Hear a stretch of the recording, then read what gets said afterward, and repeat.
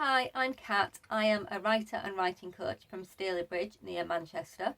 So this year in March 2021 I released my debut novel, In Lies We Trust. It's a spy thriller and I was absolutely delighted when it reached number 16 in best-selling spy thrillers in its first week. So I write in my plotting shed. This is a shed in my garden. It's a place where I can come to be creative, where my brain knows that when we're in the plotting shed, we are in writing mode. I'm a very traditional writer. I have a dog, so I like writing with a dog at my feet.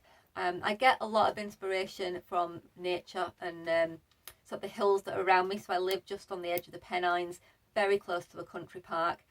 And if I'm ever feeling stuck in a story, I tend to go for a walk and get that creative space. I take part in National Novel Writing Month every single year. I've been doing that for 12 years now. And I just love exploring a new idea, getting to know new characters. It really got me out of that habit of going back and making every scene perfect every single time. So I would never finish anything. So instead, National Novel Writing Month, I just blast through 50,000 words and I know immediately whether or not the story is something I want to pursue. I have to admit that editing is my nemesis. It's something that I'm still butting heads with. I love a rewrite. I just find it easier to just rewrite everything. But I am learning how to edit very slowly. And I always look for my what I call writing tics. So these are generally things that I know that I'm not very good at or aren't my strengths in writing.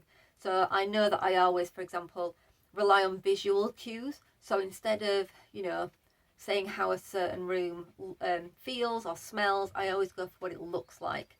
So if you can identify a few of your weaker areas, it means that you can then go back and look for those in your writing and you can make your writing stronger. It can be really difficult to stay motivated as a writer. It can be quite solitary. And so motivation is something that I've often come up against. It's something that I've seen in a lot of my clients as a writing coach as well. And one of the things that completely turned it around for me was rewards. Now, obviously, people all know about rewards when you've done something. So you've done some writing, you get a reward such as watching your favourite TV show. But I am very impatient and I'm not very disciplined. So if I want to watch a TV programme, I will just watch it without doing the writing. So that didn't work for me. And it wasn't until I discovered something called temptation rewards that it really impacted my writing. So this is something that you have alongside whatever it is you're trying to do. So for me, I am a caramel latte queen. I absolutely love caramel latte. But I now have a rule that if I want a caramel latte, I have to be writing at the same time.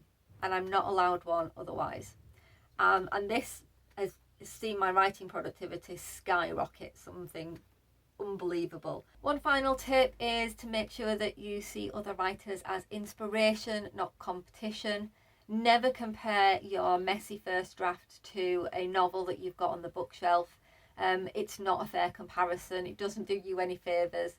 And basically, writers that have had their work published, that are on your shelves, they should be a source of inspiration to you because they've made it happen. They've done what you are trying to do. They've proven that it can happen to anyone.